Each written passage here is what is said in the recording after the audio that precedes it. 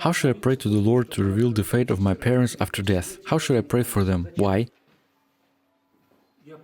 I remember the words of a wise woman from long ago. We were making a film about our church, and there was some disagreement among us. She listened and said, "You first need to ask yourself a question. Why are you making this film? What is the purpose?"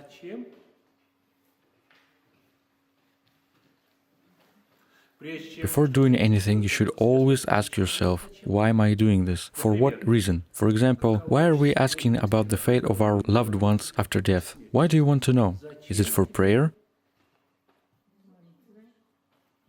Then what stops you from praying now? Please, pray now. Who is stopping you? We often seek comfort, perhaps to rejoice for them. But is this good for us? Given our imperfections, we just want to calm down and think, well, they're with the Lord now. Thank God. We don't have to worry too much about them anymore. They're fine, and that makes us feel good. Does it benefit us to relax? No. Why does the Lord keep this hidden from us? To keep us from becoming complacent. We just spoke about this. We don't fully understand love. Love knows no boundaries, not even death.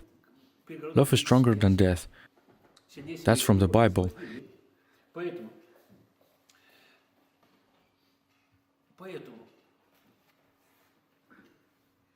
It is beneficial for us that God has hidden the fate of our loved ones so that we remain vigilant in prayer. Prayer encourages love for our loved ones. We are consistently caring for them. And another thing, we've talked about this before, and I don't want to force myself my opinion, but I remember these words of a priest who once argued with me on this topic. I'm deeply convinced that if we argue to discover the truth, as Apostle Paul wrote, this is good for our salvation. But if we argue just to insist on our point of view, that's better left alone. That's just pride. So this priest said to me, "Father Vladimir, I disagree with you. I believe hell is hell. There are cauldrons there, and pans and the rest. Well, God bless you. Prepare yourself for the fire in due times." I said, that would be fine. I'd happily dive into such a hell. Why? Because the soul is free in such a hell. I would still be calling out the Lord and pray and cry out, "Lord, have mercy. My hope is in you. Forgive me." Anything just to escape sooner. My mind and emotions would be still alive, reacting. They'd live in some hope, even if hopeless. But that wouldn't be in fullness of hell. What do we mean when we talk about heaven and hell? They aren't physical places where the soul of the dead reside and where we'll go. They are the states of the soul.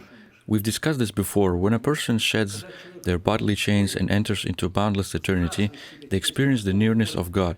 When I die and my soul enters eternity, I will feel God. The word feel is in quotes because it could be said as sense, see, or experience. These are all human words, inadequate to express in depth of the experience. I'll just say, I feel God, and depending on how I lived on earth, what I filled myself with, what lives inside me, that experience of God will either be unbearable torment or overwhelming joy. That's what hell and heaven are. But we've also asked, what will this heavenly joy consist of? It will be continuous deepening in fuller participation in God's life and joy. So we can say there's a ceiling in heaven? That's an allegory, of course, but the answer is no.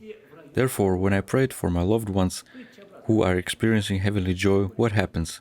They rise higher and higher in joy. This is what I must do. It's my duty toward them. So the important thing isn't what the state they're in, but what should I be doing to help them experience joy with God? Whether the Lord reveals their fate or not, what changes? Nothing. I will pray for them, still lift them higher and higher through my prayer, and do everything I can. Nothing changes. That's why the Lord doesn't reveal their state to us, because it wouldn't benefit us and wouldn't lead to any practical change.